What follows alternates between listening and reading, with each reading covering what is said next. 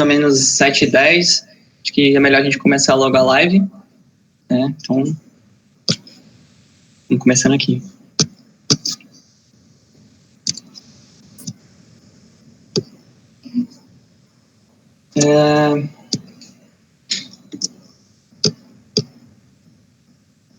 Só um momento aqui.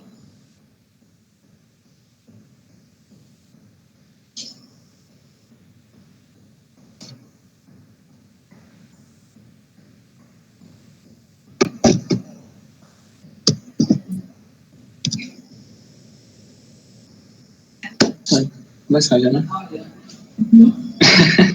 Então vamos lá, gente. Primeiramente, boa noite a todo mundo, né, que está assistindo aqui a gente. Eu me chamo Samuel Monteiro Jorge, eu sou graduado em Medicina Veterinária pela Universidade Estadual do Ceará e eu sou do 2º ano de residência em Patologia Clínica na Universidade Federal de Campina Grande, tá? E eu queria agradecer novamente o pessoal do GEPAC por ter me convidado, já na primeira vez que eles me convidam para dar uma palestra. E fico muito feliz, né, por esse convite, estar voltando à casa onde eu me criei, que foi aí na UES e tal. Então, eu queria dar alguns avisos antes de começar a live. Primeiramente, eu vou acabar respondendo as perguntas só no final, pelo chat, tá? Porque eu não sei mexer muito bem nesses esquemas aqui de live. Então, aí, quando eu terminar, eu vou lendo as perguntas, mas vão mandando as perguntas aí que eu vou tentar responder o máximo possível, todas elas, tá? Outra coisa é que eu vou estar disponibilizando essa apresentação provavelmente amanhã, lá no grupo do GEPAC, tá? E também um resuminho, só para tentar ajudar ali no estudo dos desequilíbrios ácido-básicos, eu vou deixar também no grupo. Quem não for do grupo, eu acho que pode mandar um direct no Instagram do GEPAC, que o pessoal dá um jeito de enviar para vocês, beleza? Então vamos lá começar, tá? Então, primeiramente, a gente tem que entender que é de suma importância para o corpo manter o pH.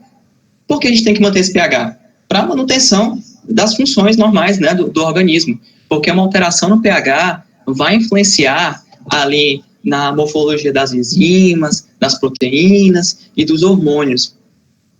E com isso a gente vai desenvolver, né, algumas patologias, né, com a interferência nesses compostos, nessas substâncias, perdão. E para evitar que isso aconteça, existe o organismo ele lança a mão de alguns sistemas de tamponamento, certo? Para conseguir manter ali o pH de maneira ideal, né? Para manter a vida do animal. Então, quais seriam esses sistemas de tamponamento? Tá? Primeiramente, o sistema intracelular, que ele é composto pelo sistema proteico, tá? Pela desaminação de alguns aminoácidos, né, como a glutamina, lá nas células tubulares renais, o aspartato, a lisina, a histidina, né? A histidina, inclusive, vamos fazer ali um parênteses, que ela está em grande quantidade na hemoglobina. Então, por isso a hemoglobina, ela é uma proteína muito importante para o tamponamento, né? Daqui a pouco a gente vai discutir um pouquinho mais sobre a hemoglobina e a função dela. Outra também que pode ajudar muito é a albumina, né? Ela também vai ajudar no tamponamento e também vai influenciar ali no metabolismo do cálcio. Mas vamos com calma, né? O outro tipo de tamponamento intracelular é através dos fosfatos, tá? A gente tem o fosfato monobásico, né? Que vai ali ajudar a acidificar. O paciente está com alguma alcalose, o organismo lança a mão do fosfato monobásico para ajudar a fazer essa acidificação. E o oposto é com o fosfato dibásico, tá? Então, o paciente está com uma acidose metabólica, então o organismo vai utilizar ali, né, o fosfato dibásico para ajudar no tamponamento, certo? O outro tipo de tamponamento que a gente tem, ele é o extracelular, e ele é o melhor que o organismo dispõe, certo? E ele é feito através do ácido carbônico, né? O ácido carbônico, ele é um ácido que facilmente se dissocia em bicarbonato, acho que vocês conseguem ver essa aqui, bicarbonato e o próton, né? O H+, E essa reação, ela é mediada pela anidrase carbônica. E a gente pode ver essa anidrase carbônica em diversos órgãos do organismo, tá? E eu falei aqui sobre órgãos agindo no tamponamento, né? Então, quais seriam esses órgãos que podem ajudar no tamponamento, né? Tamponamento tão importante para manter o pH, para manter a homeostase do nosso paciente.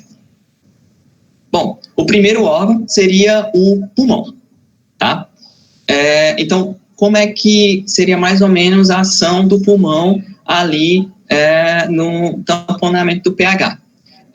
Primeiramente, a hemácia, ela vai estar passando pelo tecido, tá? Uma região que tem um pH baixo, né? Um pH mais ácido. Então, isso vai fazer com que o CO2 e o H2O, eles difundam para dentro da hemácia, certo?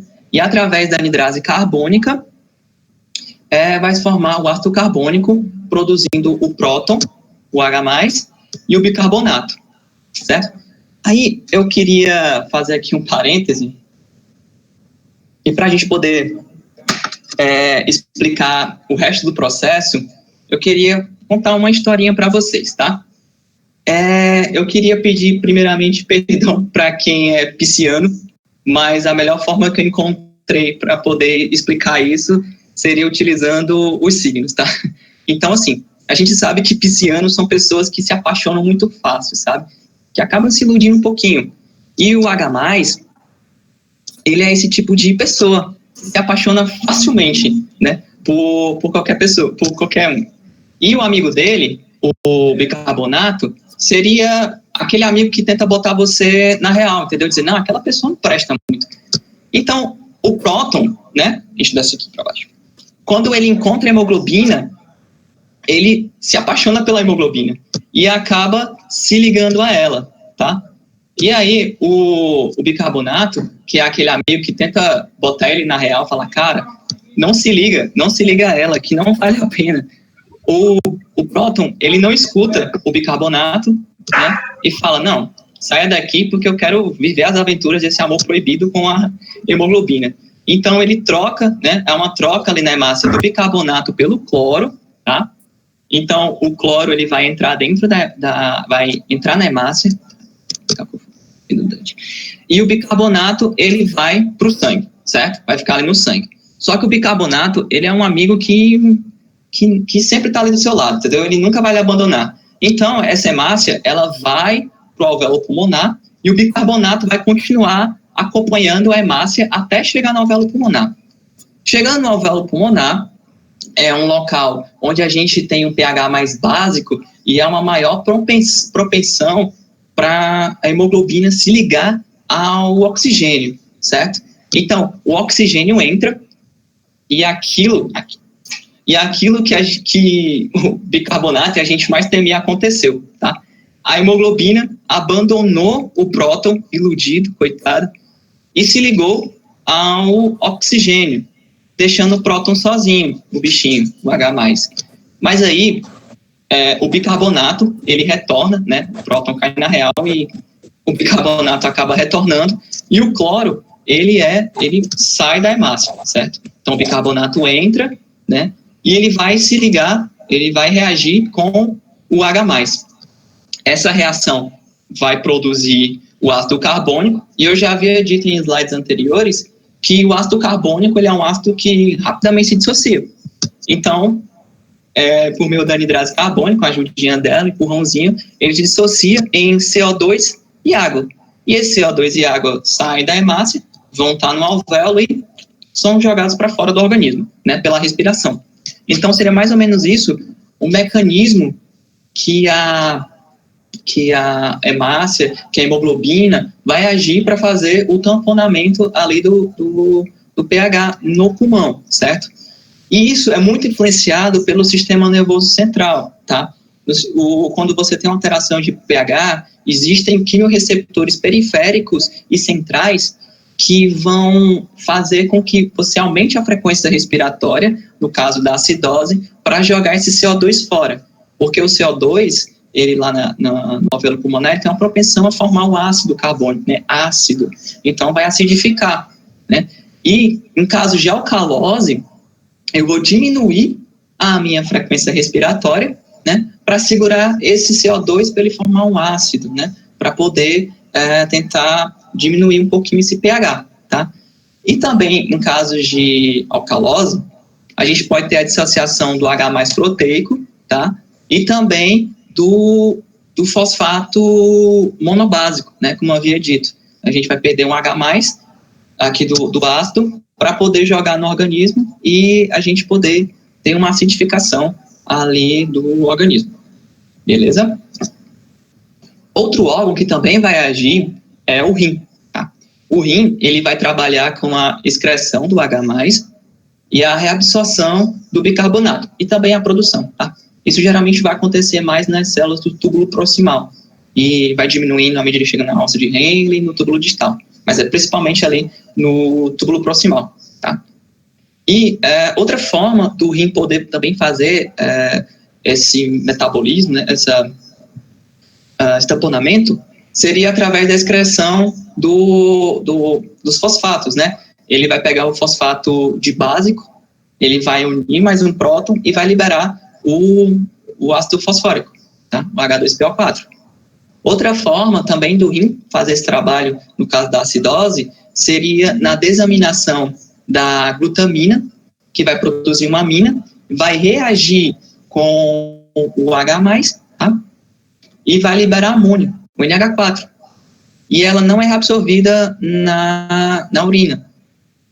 Então, ela fica lá na urina, então você conseguiu se livrar daquele H+. Já no caso de uma alcalose, você vai ter uma diminuição da excreção do H+, e você vai diminuir a reabsorção e a produção do bicarbonato, né?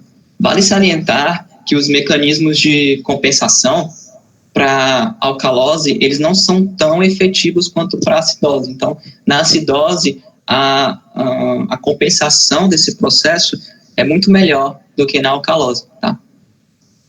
Então, vamos para outro órgão. No caso, o fígado, tá? O fígado, ele vai ajudar a gente... Muita gente não fala mesmo do fígado assim, né? Porque a gente vai pensar logo em quê? Quando pensa em acidose, alcalose, pulmão, rim, mas pouca gente fala assim do fígado. E o fígado, ele é muito importante porque a gente vai ter na glicose anaeróbica a produção do lactato, né? E o lactato, ele é um ácido. Então, para evitar com que esse ácido fique disseminado em grande quantidade ali na corrente sanguínea, a gente vai converter o lactato em glicose, que é uma substância que tem um pH neutro. Então, você consegue, de maneira legal, manter ali o pH do paciente. Beleza? Outro órgão que também é pouquíssimo falado é o estômago, né? O estômago também vai ajudar ali na manutenção do pH, tá?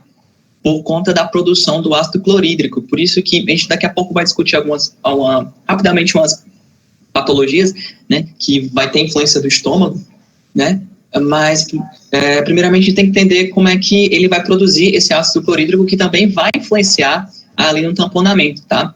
Então, a gente sabe que para ter o ácido carbônico, a gente tem que ter a água e o gás carbônico, beleza?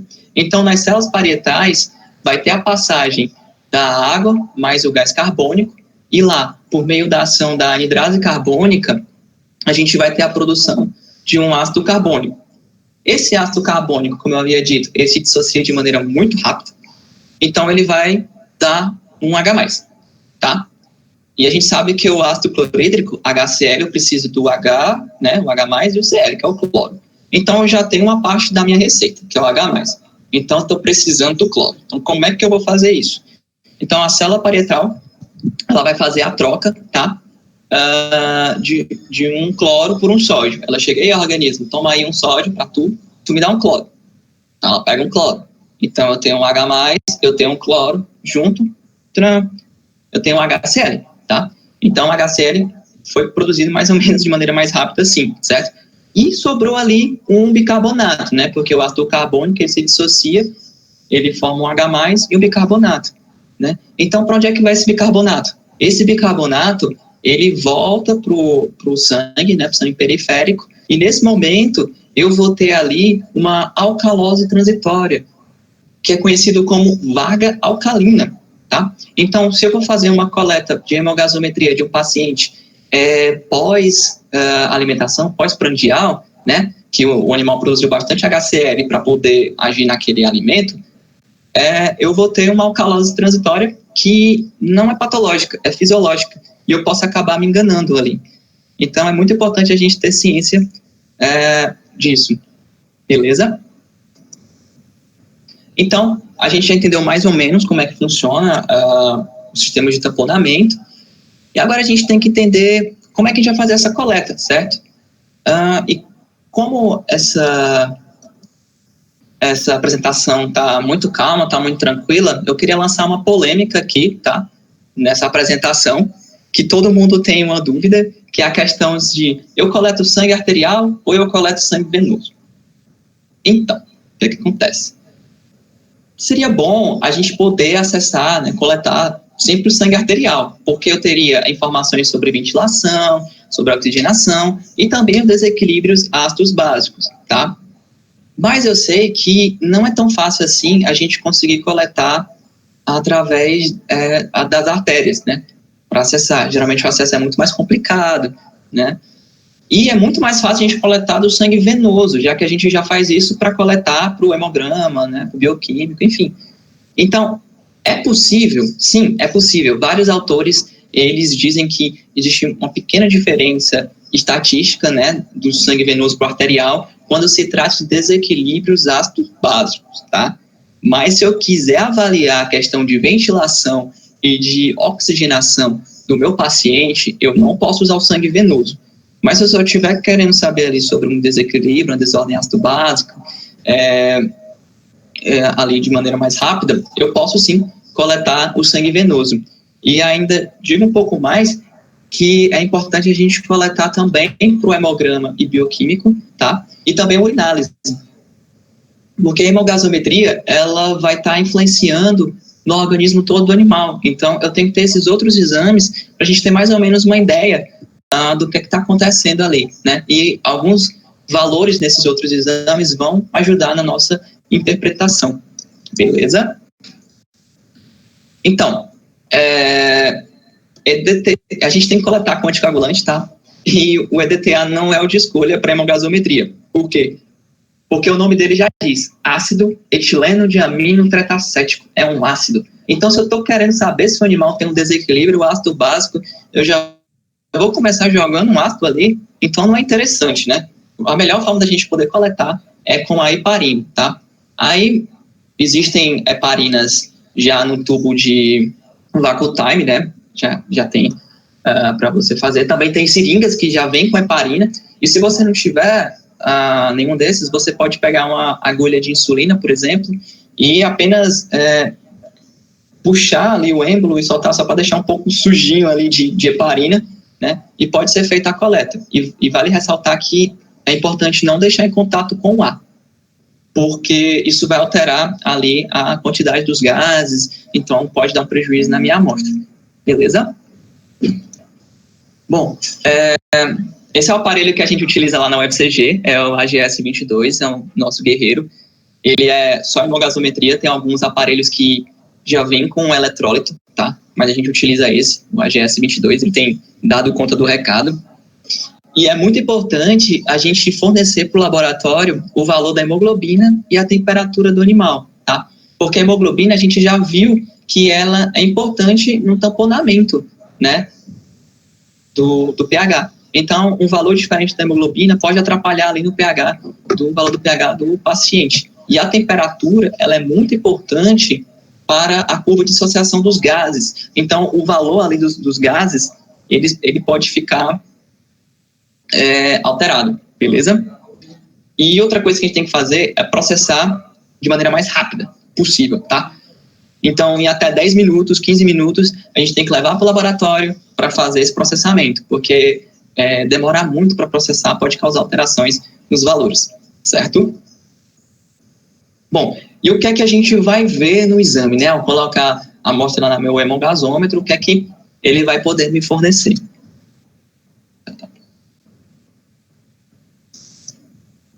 Bom, o hemogasômetro, ele vai mostrar o pH, que nada mais é que a mensuração primária da acidez. Ele vai fornecer o PCO2, que é a pressão ali, é a quantidade de CO2, dissolvido no sangue. Ele é muito importante para a gente poder ver se o paciente tem uma distúrbio de natureza respiratória, se tem uma compensação respiratória. E também ajuda a ver a questão da ventilação, né? Muita gente acredita que basta o animal estar com taquipneia ou bradipneia, que ele vai ter uma alteração na ventilação do CO2 e com isso vai alterar o pH. Não, isso não acontece. Eu vou dar isso nem sempre acontece, na verdade. Vou dar um exemplo que pode acontecer, por exemplo, um paciente com tuberculose ou com um adenoma pulmonar, não é tão comum, mas uma metástase de carcinoma mamário, né, que acontece bastante na rotina. Tudo isso vai levar a uma destruição do parênquima pulmonar. Tendo uma destruição do parênquima pulmonar, eu não vou ter a minha passagem do CO2 para o alvéolo, né, e poder ser liberado. Então, mesmo que um animal aumente sua frequência respiratória, ele não vai ter essa passagem. Então, o valor de CO2 não vai ser alterado por conta do aumento da frequência respiratória. Então, a gente tem que investigar aí os outros parâmetros, beleza? Então, é muito importante para saber o status de ventilação do animal, se ele está hipoventilando ou hiperventilando, beleza? Outra coisa que a gente vê é o bicarbonato, né, que é muito importante para a gente poder avaliar se o paciente está com acidose, alcalose metabólica, tá? Também um pouco do sistema de compensação. E o excesso de base, né, que é a quantidade de base ou ácido necessária para normalizar o pH, né? Então, é mais ou menos essa definição que vem do Stockham. E ele é muito importante, os clínicos vão utilizar ele para fazer o cálculo de quanto de bicarbonato que vai ser infundido ali no paciente, tá?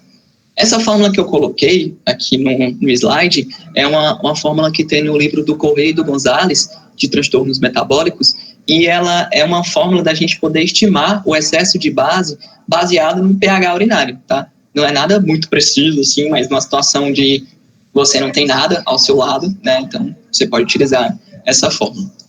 Beleza? No caso, se a gente fosse fazer a questão da ventilação e oxigenação, um dos valores que a gente poderia ter é a pressão parcial de oxigênio, tá?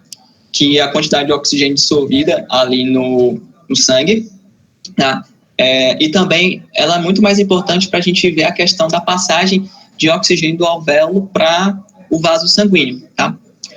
Outra coisa que a gente pode avaliar é a questão da saturação de oxigênio, que é a quantidade de oxigênio que está fixado ali na hemoglobina, tá? A gente pode fazer através disso, né, do hemogazômetro, ou de uma maneira mais fácil, que é o oxímetro de pulso, né, que geralmente o pessoal da anestesia usa bastante, bota aí na língua do animal e tal.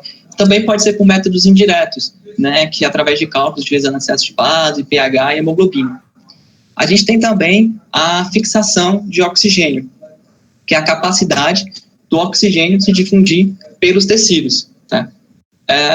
Isso é muito importante a gente fazer essa avaliação, porque, vou dar um exemplo prático, pacientes com coronavírus, né, o Covid-19. O coronavírus, ele vai atacar o pneumócito tipo 2, se eu não me engano, que é o que produz o surfactante pulmonar, tá? Então, o paciente, ele vai ter uma diminuição do surfactante pulmonar e ele não vai ter uma permeabilidade do O2 para o capilar. Então, por mais que a pessoa respire, o oxigênio ele não passa, ele não vai para o capilar. Então, você vai ter uma diminuição de PO2, vai ter uma diminuição da saturação de oxigênio e uma diminuição da frequência do FiO2, né, da fixação, sem alteração do PCO2, né? Então, seria muito importante avaliar isso para a questão de oxigenação e ventilação.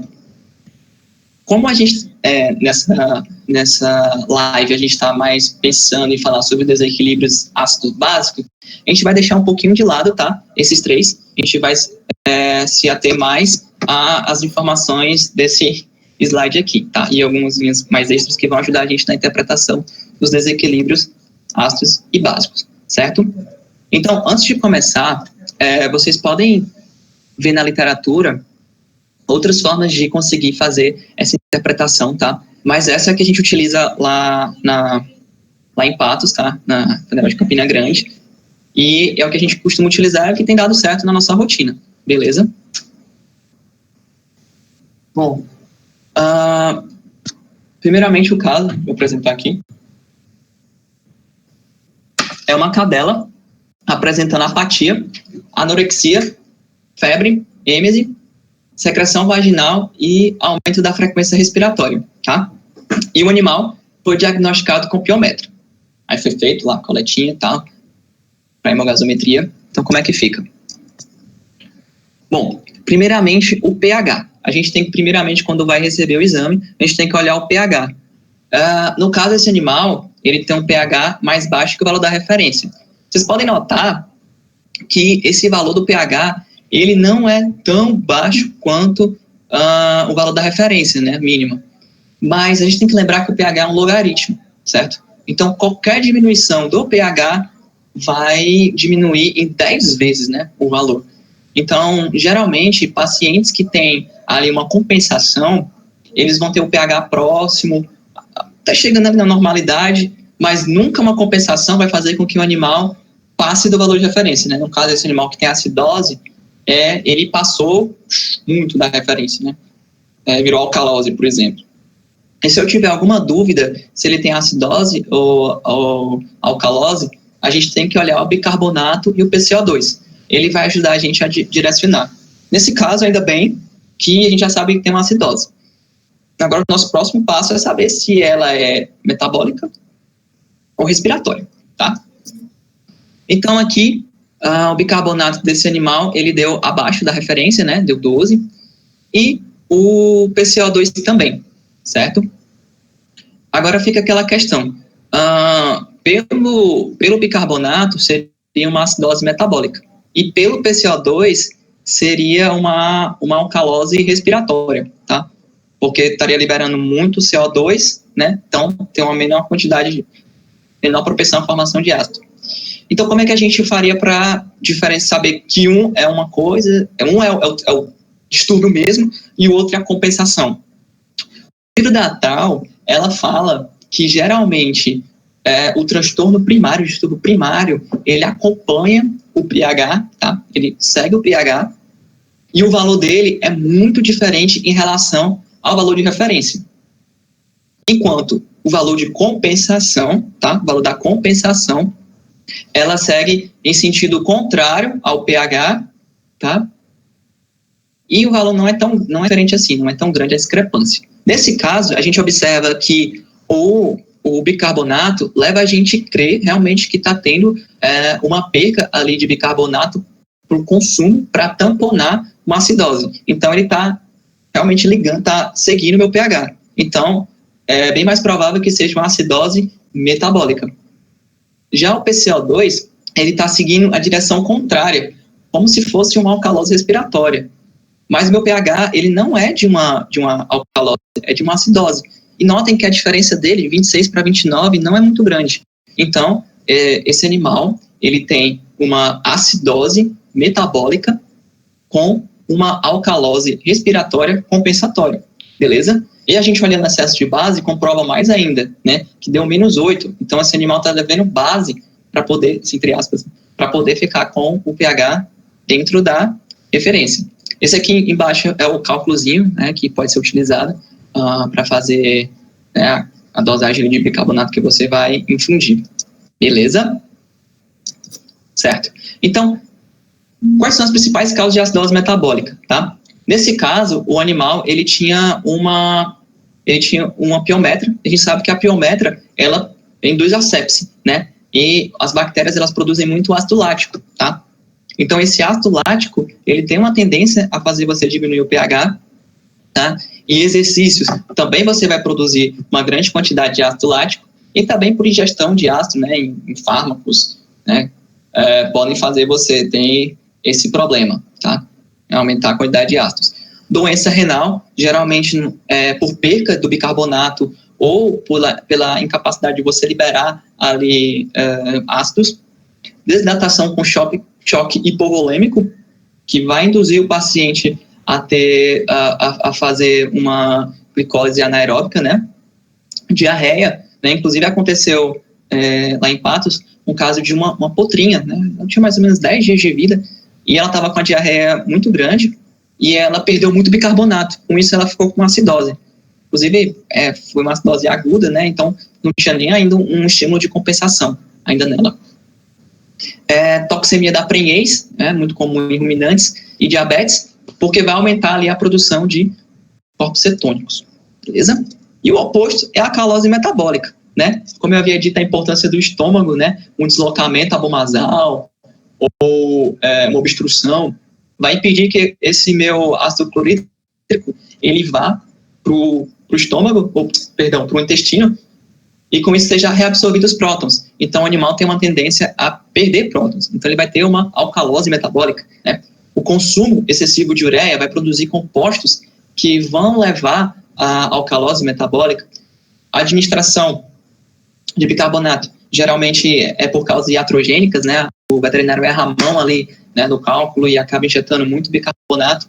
O uso de diuréticos, né, como a furosemida, e também vômitos com perca de ácido clorídrico, certo? Uma coisa que a gente vale ressaltar é a questão da acidúria paradoxal. O que é isso? A gente sabe que quando o animal tem uma acidose, a tendência é você jogar o ácido na urina para a urina ficar ácida. E se você tiver uma alcalose, é você deixar o bicarbonato lá na urina para a urina ficar alcalina, né? Para você não ter essa volta, né, do próton ou do bicarbonato para o organismo, tá? Mas em situações de alcalose com hipovolemia, tá? Quando você tem uma hipovolemia, isso estimula o organismo a liberar aldosterona para poder manter a volemia. Então, ela vai fazer aumentar a absorção de sódio, tá? E quando você aumenta a absorção de sódio, você precisa excretar prótons e potássio para poder manter a eletronegatividade, tá? Então, você joga o sódio, ou reabsorve o sódio e joga o próton fora, tá? Para eu poder ter o sódio para melhorar minha volemia, e eu tenho que jogar esse próton para poder manter a eletronegatividade ali na membrana, tá? E com isso, a minha urina vai ficar ácida, apesar do paciente ter uma alcalose, e também eu vou acabar reabsorvendo bicarbonato quando eu estiver puxando esse sódio, também para manter a eletronegatividade.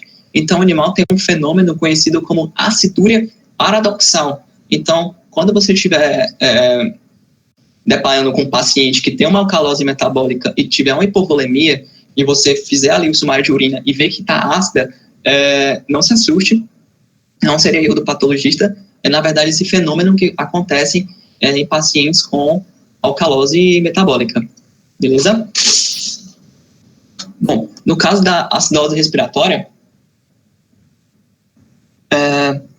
obstruções no trato respiratório, né, vai impedir a liberação de CO2, destruição do parênquima pulmonar, já comentei aqui, neoplasias, processos infecciosos, né, inflamatórios. A depressão do sistema nervoso central, é interessante que recentemente estava discutindo com um colega meu, o Dr. Agrício Moreira, lá do Pet Center de Natal, e ele mostrou um caso de um paciente que tinha uma discopatia, né, que levou à depressão do sistema nervoso central, né, do animal. E com isso, ele desenvolveu uma acidose respiratória com uma alcalose metabólica compensatória, né? Então, ele teve essa depressão, a gente sabe que o sistema nervoso ele vai influenciar ali na frequência respiratória do animal, então ele diminuiu a frequência respiratória e também hipoventilou, né? E acabou tendo uma acidose respiratória. Traumas também podem acontecer como a mesma explicação ali da destruição do parênquima, né? Um atropelamento, enfim. Bom, a alcalose respiratória, geralmente ela vai acontecer por falhas cardíacas e anemia, né? Ou é porque o organismo ele vai pensar, nossa, eu não estou conseguindo perfundir direito oxigenar meus tecidos, né? Problema da respiração. Então, respira mais aí, respira mais pulmão. Aí o animal vai respirar, mas vai ficar só jogando CO2 e aquele problema não vai ser solucionado, tá? Então, isso pode acontecer. Estresse e dor, né? Muito comum em equinos com cólica, né? A dor da cólica faz o equino aumentar a frequência respiratória. Distúrbios psicogênicos também podem alterar o sistema nervoso e alterar a frequência respiratória. E intoxicação por salicilatos, né? Que são fármacos que podem causar problema na respiração, tá? Na frequência respiratória. Bom, essa imagem é para mostrar tentar representar que isso tudo que a gente fez é apenas uma pontinha do iceberg, né? Ficar só com essas informações de